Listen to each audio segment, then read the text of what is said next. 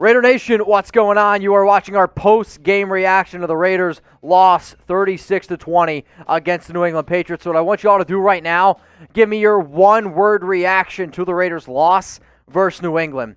For me, I'm going to use the word disappointed. I could also throw out the word turnover because this is a football game where the Raiders really shot themselves in the foot, where from top to bottom, you had opportunities to score points. You had opportunities to stop this Patriots team, and instead, you have three very, very costly turnovers, which New England then turned into basically 21 points. You also had, in terms of mojo going, I mean, you had everything rocking and rolling early on, and then turnovers, that led to a lot of this frustration here. There's another one-word reaction.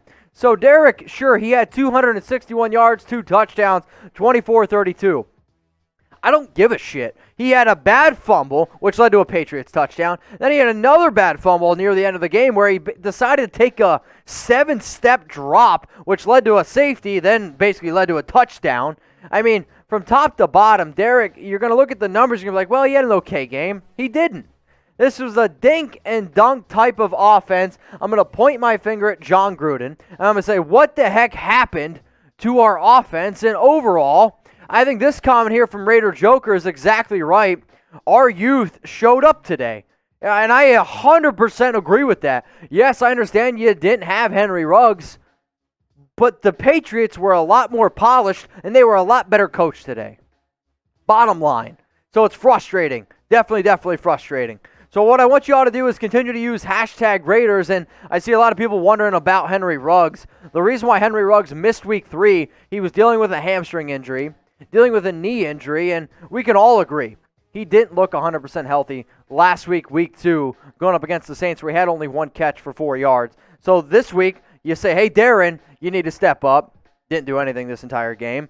And you say, hey, Bryan Edwards, who looked okay, he went down with a knee injury. Hunter Renfrow was able to step up. But even though Henry Ruggs maybe only had 1 catch last week, even though that's what happened, at the end of the day, like, Ruggs to me still opens up and adds so much more to your offense and was able to really stretch the field. Now, Darren Waller didn't make a very big contribution in this game, and overall, from top to bottom, I don't think had a very good game. He did end up finishing with 2 catches for 9 yards. I know what it says, but you know, he had 4 targets, but 2 catches for 9 yards. Top to bottom, I mean, that's still not going to be able to get it done. New England really took him out of the game. Matt R. says, truth be told, the Raiders needed this wake-up call, though good things happened with Mad Max getting 2 sacks and an interception for Abrams. Also, Littleton looking like a linebacker version of Joyner.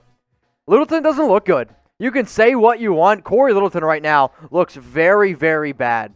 And I don't really know how else to put it besides that. You go out, you pay him 3 years, $36 million. I would actually make the argument that Cory Littleton right now is our worst defensive player, even worse than a guy like Lamarcus Joyner. And I see some people saying stuff about Johnathan Abram. Sure, Abram came away with a pick, but Abram missed some really bad tackles, and I'm curious if the shoulder injury when he was coming into this week, you know, there was a lot of reports like, oh, he's totally fine. Oh, he was able to practice through it. I mean, I'm sorry. There was a knee-jerk reaction to me that said, I watched the game. Johnathan Abram makes a lot of the open field tackles that he ended up missing in this one. So you can say what you want. We have some information on Johnathan and on that shoulder, but at the end of the day, he didn't look healthy to me. And he missed some big-time tackles, which led to some big runs by a guy like Sony Michel. So coming into the game, if you guys didn't know, he had a chipped bone, basically, in the shoulder from when he ran into the TV cart. He was able to practice the entire week. He was able to be ready to rock and roll and ended up playing. But we know that Johnathan Abram flying over the football field ready to lay the wood. I mean, there was a few times where he overcommitted, almost looked hesitant to tackle somebody. If Johnathan Abram is hesitant to tackle anybody, that to me says that he's not 100% healthy. So can we get him 100% healthy? This team needs to rest up. You need to be ready to rock and roll against Buffalo because Buffalo's a physical team, and they will beat you up if you're not ready to be physical as well. So I'm frustrated. I know a lot of y'all are frustrated as well. Continue to use hashtag Raiders. Now, my goal was to hit 56,000 subs, and I appreciate everyone that did help us hit that. If you aren't already subbed, though, to the channel, make sure you do. We're going to be doing watch parties the entire season. We're going to be doing post-game reactions. I'm going to be live on Tuesday, 6 p.m. Eastern Time, 3 p.m. Pacific. If you are looking for daily Raiders content, and I mean daily as in like every single day, we keep it 100% free. All we ask is, hey, interact with us, have a good time, and go ahead and hit that subscribe button, because the more subs we get, the more things we can do here at the Las Vegas Raiders Report. And yes, I will be live on Tuesday, 6 p.m. Eastern Time, 3 p.m. Pacific. So we are reacting right now to the Raiders' 36-20 loss against the New England Patriots. And the player that I thought looked the best on the offensive side of the football, maybe minus Josh Jacobs, was one Hunter Renfrow. Now, his touchdown came in garbage time, no doubt about that. But I did think that he looked pretty solid getting open when he needed to get open. Now, New England did a very good job of shutting down other players, but he still came away with 6 catches, 84 yards, and a touchdown. But Renfrow needed to step up, and somewhat he kind of did. Let's go to this question here, or comment from Heather Spooner. If you want to get on the show, use hashtag Raiders. It seems the hurry-up offense was working. For 14 points, why not keep what's working? I'm with you. I'm with the idea of staying aggressive. John, to me, got complacent. He got too scared, and then the check down offenses started to come out, and you couldn't really move the football, and you got away from the running game. From top to bottom, I'm going to say that Bill Belichick outcoached John Gruden, and Bill Belichick made John Gruden and this offense psych themselves out. So, Heather, I'm with you. Let's go to Jay Dizzle Fo Shizzle here. Should we trade for Allen Robinson? Because it seems like if Waller gets shut down, so does our offense. Now, right now, as I'm checking this, the Bears have been putting up a lot of points going up against the Atlanta Falcons. And for the Bears, I don't really know if they're going to be able to move on from him. They beat Atlanta. So right now, Chicago is 3-0. A great comeback win there. I don't see them moving on from Allen Robinson. Now, sure, you can talk about extending him, because that's been the rumor. But right now, you had a player like Bryan Edwards who left week 3 with an ankle injury after picking up a great, I believe it was like a 38-yard catch, an awkward tackle. And as soon as he went down, again, you're seeing more and more offensive struggles. But in this football game, Bryan Edwards saw only 3 targets. 3 targets. Jacobs saw 4. Darren Waller saw 4. The leading receiver in this game was Hunter Renfrow, who saw 9 targets and brought in 6 of them. You need more options there. You need to at least have some threats to be able to stretch the field down.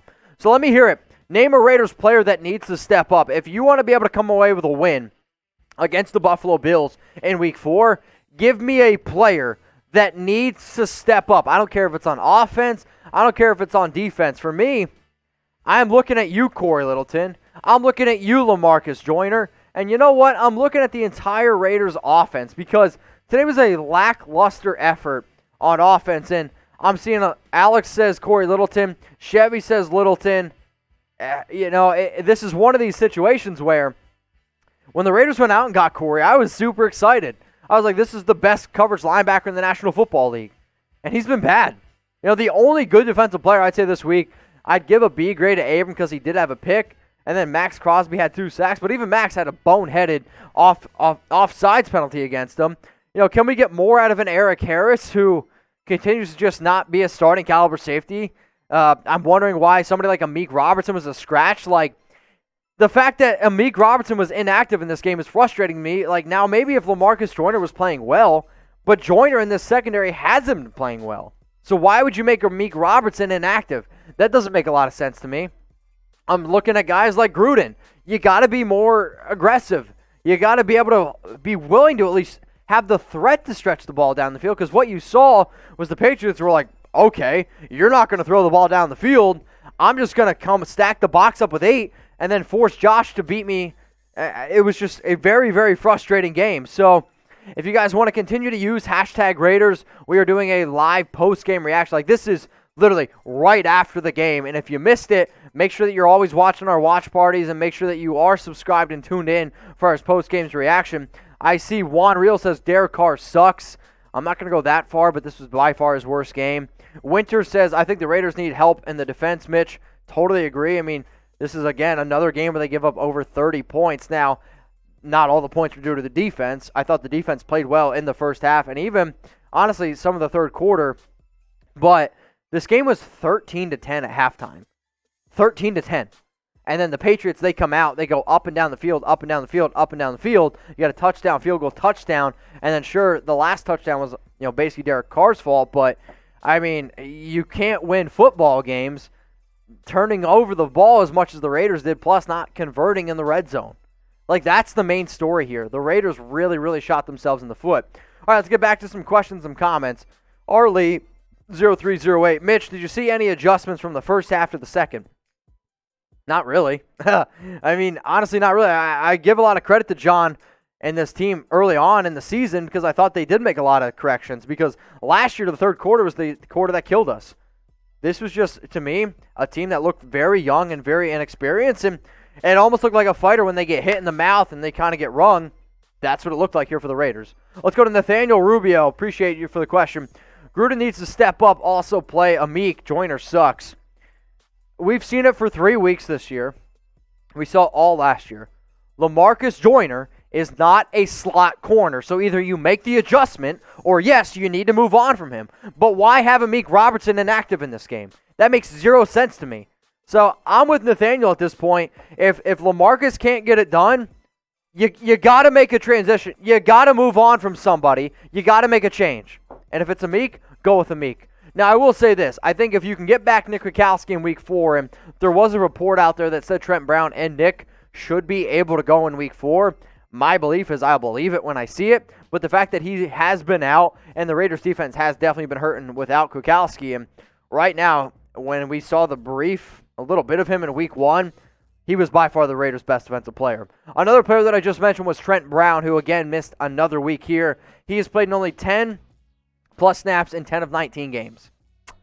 That's not getting it done. I know the frustration is around Trent. Now, he did look a little bit more, I'll say, energetic, if you will, this week, but he needs to be able to get his butt on the football field. He needs to be able to earn that $21.5 million, because I know me and a lot of Raider fans are starting to get sick and tired of seeing his ass on the bench. Let's go to see him, get a picture. Name some players that did good. I guess Hunter Renfrow did good. I'll throw out the name Maxx Crosby, who had 2 sacks. I thought Josh Jacobs played with a lot of fire and a lot of explosion out of his runs, but, maybe I'm being a Debbie Downer here. Foster Moreau also had a great touchdown catch, had a great catch down the field as well. I don't care who played well. I want wins, and I know a lot of y'all want wins as well. Just like we don't really harp on the guys when they lose, you want to be able to carry that excitement. The Raiders played bad. They got their asses whooped in this football game, so I'm not really looking at players who played well, but I guess since you're asking, Hunter Renfrow, Josh Jacobs, Foster Moreau. Those guys played well. Let's go to 80 Killiam. That Josh Jacobs fumble recovery early messed up our momentum.